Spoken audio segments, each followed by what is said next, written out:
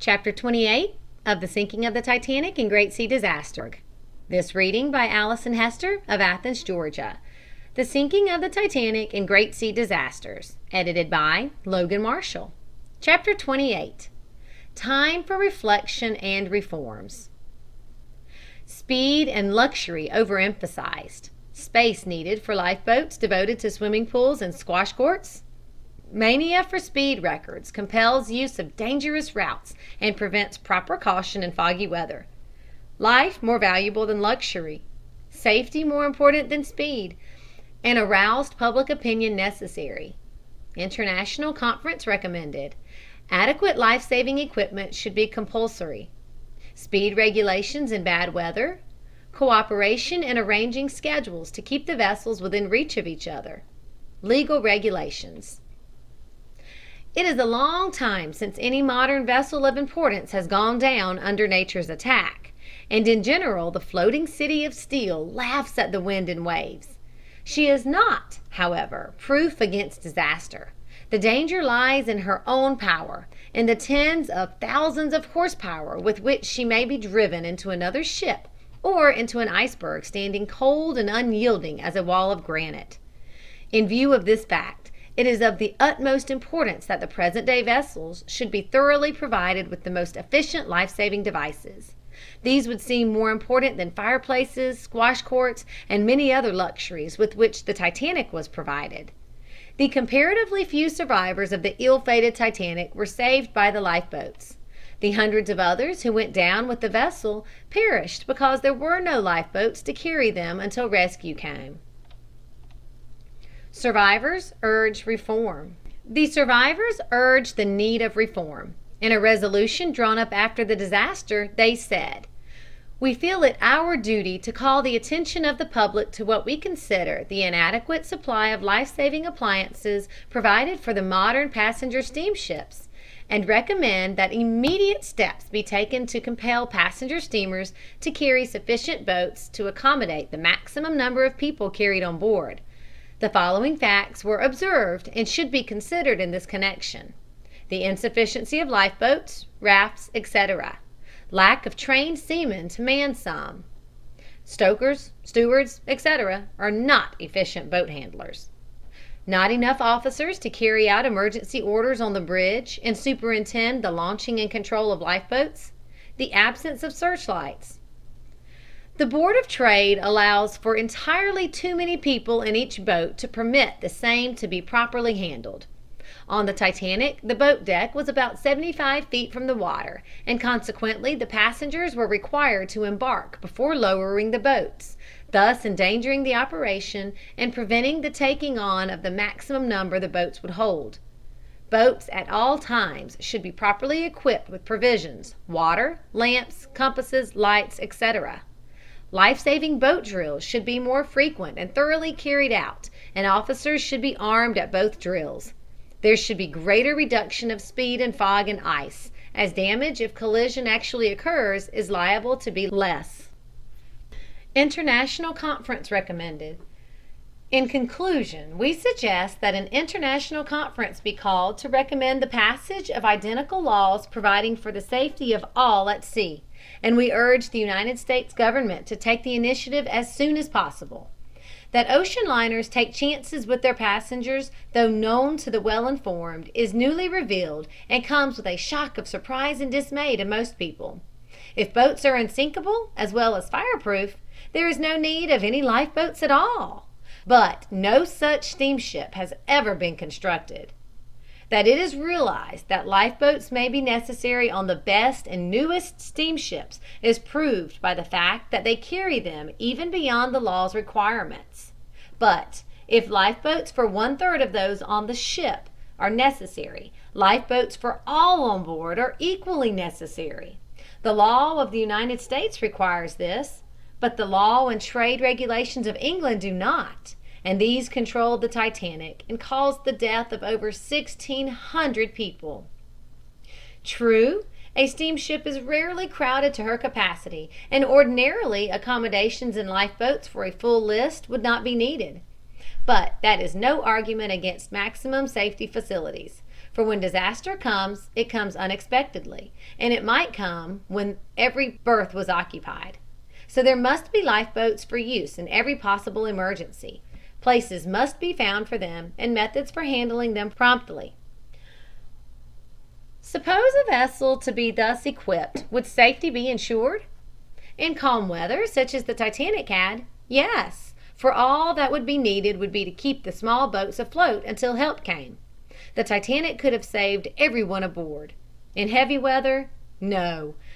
As at present arranged, if a vessel has a list or, in a non-nautical language, has tipped over on one side, only the boats upon the lower side can be dropped, for they must be swung clear of the vessel to be lowered from the davits. So there is a problem which it is the duty of marine designers to solve. They have heretofore turned their attention to the invention of some new contrivance for comfort and luxury. Now let them grasp the far more important question of taking every soul from a sinking ship. They can do it, and while they are about it, it would be well to supplement lifeboats with other methods. We like to think and to say that nothing is impossible in these days of ceaseless and energetic progress. Certainly, it is possible for the brains of marine designers to find a better way for rescue work.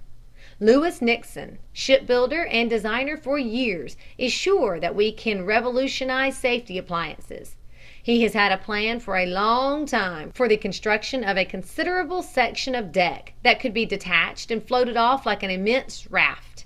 He figures that such a deck raft could be made to carry the bulk of the passengers. That may seem a bit chimerical to laymen, but Nixon is no layman. His ideas are worthy of every consideration. Certain it is that something radical must be done, and that the maritime nations must get together, not only in the way of providing more life-saving facilities, but in agreeing upon navigation routes and methods. Captain William S. Sims of the United States Navy, who is in a position to know what he is talking about, has made some very pointed comments on the subject. He says, "The truth of the matter is that in case any large passenger steamship sinks, by reason of collision or other fatal damage to her floatability, more than half of her passengers are doomed to death, even in fair weather. And in case there is a bit of sea running, none of the loaded boats can long remain afloat, even if they succeed in getting safely away from the side. And one more will be added to the long list of the ships that never return." Most people accept this condition as one of the inevitable perils of the sea. But I believe it can be shown that the terrible loss of life occasioned by such disasters as overtook the Bourgogne and the Titanic and many other ships can be avoided or at least greatly minimized. Moreover, it can be shown that the steamship owners are fully aware of the danger to their passengers, that the laws on the subject of life-saving appliances are wholly inadequate, that the steamship companies comply with the law, though they oppose any changes therein, and that they decline to adopt improved appliances, because there is no public demand for them, the demand being for high schedule speed and luxurious conditions of travel. In addition to installing efficient life-saving appliances, if the great steamship lines should come to an agreement to fix a maximum speed for their vessels of various classes, and fix their dates and hours of steaming so that they would cross the ocean in pairs within supporting distances of each other on routes of clear ice, all dangers of ocean travel would practically be eliminated. The shortest course between New York and the English Channel lies across Nova Scotia and Newfoundland. Consequently, the shortest water route is overseas, where navigation is dangerous by reason of fog and ice. It is a notorious fact that the transatlantic steamships are not navigated with due regard to safety, that they steam at practically full speed in the densest fog. But the companies cannot properly be blamed for this practice, because if the blue liners slow down in a fog or take a safe route clear of ice, the public will take passage on the green liners, which take the shortest route, and keep their scheduled time, regardless of the risks indicated. Prompt reforms. The terrible sacrifice of the Titanic, however, is to have its fruit in safety for the future. The official announcement is made by the International Mercantile Marine that all its ships will be equipped with sufficient lifeboats and rafts for every passenger and every member of the crew, without regard to the regulations in this country and England or Belgium. One of the German liners already had this complement of lifeboats, though the German marine as a whole is sufficiently deficient at this point to induce the Reichstag to order an investigation.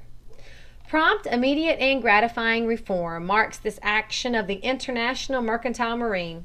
It is doubtless true that this precaution ought to have been taken without waiting for a loss of life, such as makes all previous marine disasters seem trivial. But the public itself has been inert. For 30 years, since Plimsoll's day, every intelligent passenger knew that every British vessel was deficient in lifeboats, and neither public opinion nor the public press took this matter up. There were no questions in Parliament and no measures introduced in Congress. Even the legislation by which the United States permitted English vessels reaching American ports to avoid the legal requirements of American statute law, which requires a seat in the lifeboats for every passenger and every member of the crew, attracted no public attention, and occasional references to the subject by those better informed did nothing to awake action. But this is past. Those who died bravely without complaint and with sacrificing regard for others did not lose their lives in vain.